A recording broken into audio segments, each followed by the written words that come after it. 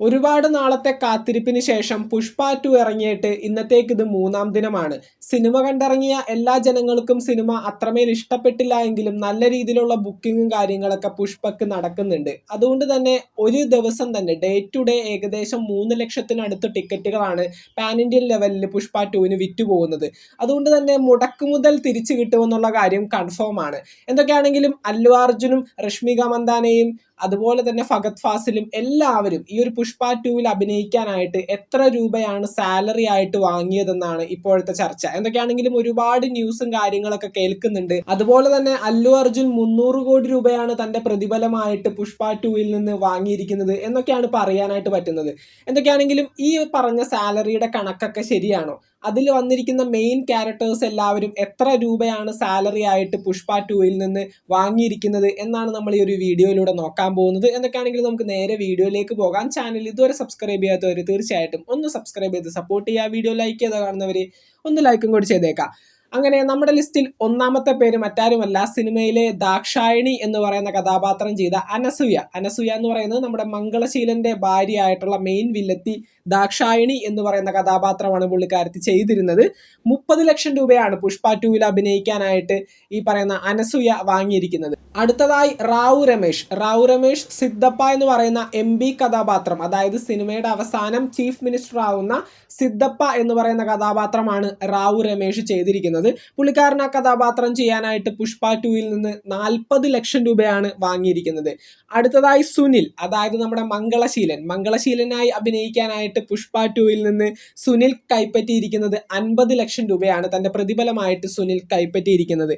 അടുത്തതായി പറയുന്നത് ജഗപതി ബാബു നമ്മുടെ കേരളത്തിലെ പുലിമുരുകൻ എന്ന് പറയുന്ന സിനിമയിലെ ഡാഡി ഗിരിജയായിട്ട് അഭിനയിച്ച ഒരുപാട് ജനങ്ങൾക്ക് ഏറെ പ്രിയങ്കരനായിട്ടുള്ള ഒരു അഭിനേതാവാണ്. പുള്ളിക്കാരൻ പുഷ്പ 2-ൽ CM ആയിട്ട് അഭിനയിക്കാനായിട്ട് വാങ്ങിയ ആ ഒരു ക്യാരക്ടറിന് പുള്ളിക്കാരൻ 50 ലക്ഷം രൂപയാണ് പുഷ്പ 2-ൽ നിന്ന് പ്രതിഫലമായിട്ട് വാങ്ങിയിട്ടുള്ളത്.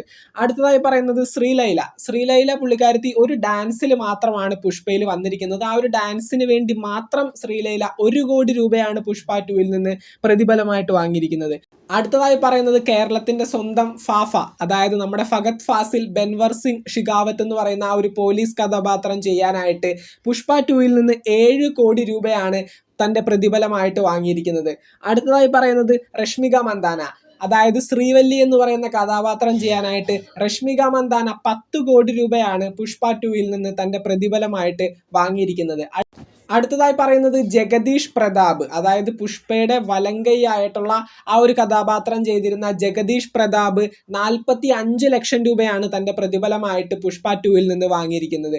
അവസാനമായി പറയുന്നതാണ് നമ്മുടെ അല്ലു അർജുൻ എത്ര രൂപയാണ് പുഷ്പ 2-ൽ നിന്ന് തന്റെ പ്രതിഫലമായിട്ട് കൈപ്പറ്റിയിരിക്കുന്നത്.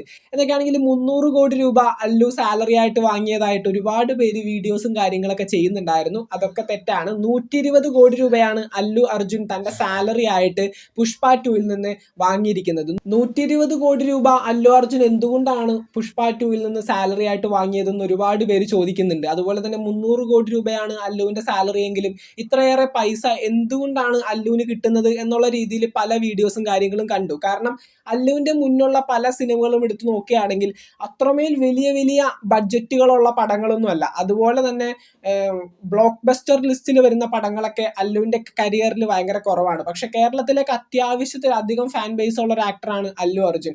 അപ്പോൾ തീർച്ചയായിട്ടും അല്ലുവിന്റെ ആ ഒരു കരിയറിൽ തന്നെ ഏറ്റവും കൂടുതൽ ഹൈപ്പ് നേടിയ ആ ഒരു ഫിലിം ആയിരുന്നു പുഷ്പ 1. അതിനുശേഷം പുഷ്പ 2 ഇറങ്ങുമ്പോൾ തീർച്ചയായിട്ടും ആ ഒരു സിനിമ മാർക്കറ്റ് ചെയ്യാൻ പോകുന്നത് തീർച്ചയായിട്ടും അല്ലു അർജുൻ എന്ന് പറയുന്ന ആ ഒരു ഐക്കൺ സ്റ്റാറിന്റെ പേര് വെച്ച് തന്നെ ആയിരിക്കും. അപ്പോൾ തീർച്ചയായിട്ടും ആ ഒരു മാർക്കറ്റിംഗ് അയാളുടെ പേരിൽ പോകുന്ന സമയത്ത് അയാൾ ആവശ്യപ്പെടുന്നതാണ് ആ ഒരു സിനിമയെന്ന് അദ്ദേഹത്തിന് കിട്ടുന്ന ആ ഒരു സാലറി എന്ന് പറയുന്നത്. അതുപോലെ തന്നെ ബാഹുബലി 1, 2-ലൊക്കെ അഭിനയിക്കാനായിട്ട് പ്രഭാസ് ഏകദേശം 100 കോടി രൂപ തന്നെയാണ് വാങ്ങിച്ചത്. അപ്പോൾ തീർച്ചയായിട്ടും ഈ പറയുന്ന സിനിമകളൊക്കെ വിറ്റുപോകുന്നത് ഈ പറയുന്ന ടൈറ്റിൽ കഥാപാത്രത്തിന്റെ പേരിൽ തന്നെ ആയിരിക്കും. ഇപ്പോൾ ബാഹുബലി വിറ്റുപോയത് പ്രഭാസ് ഒരൊറ്റൊരാളതിനകത്ത് ബാഹുബലിയായിട്ട് അഭിനയിക്കുന്നതുകൊണ്ട് മാത്രമാണ്. അതുപോലെ തന്നെ മറ്റൊരു വ്യക്തിയെ ആ ഒരു ക്യാരക്ടറിൽ നമുക്ക് കാണാനായിട്ട് സാധിക്കുകയുമില്ല.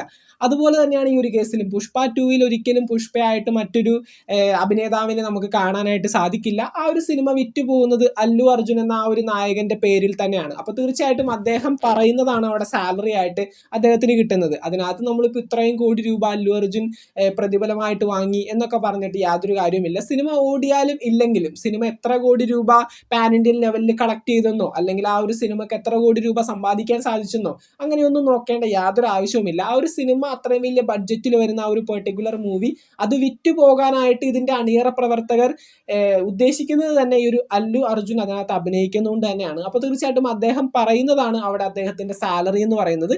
അതുകൊണ്ട് തന്നെയാണ് ഇത്രയും കോടി രൂപ ഈ പറയുന്ന വലിയ വലിയ മൂവീസിൽ അഭിനയിക്കുന്ന ടൈറ്റിൽ കഥാപാത്രങ്ങൾക്ക് കിട്ടുന്നതും.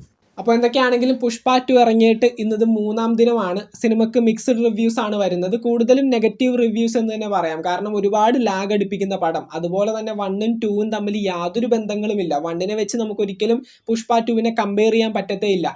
അപ്പോൾ ഞാനും സിനിമ ഫസ്റ്റ് ഷോ പോയി കണ്ട ഒരാളാണ്. എൻ്റെ റിവ്യൂ ഞാൻ ചെയ്തിട്ടുണ്ടായിരുന്നു. അതിൻ്റെ ലിങ്ക് ഞാൻ താഴെ പിൻ ചെയ്ത് വെച്ചേക്കാം.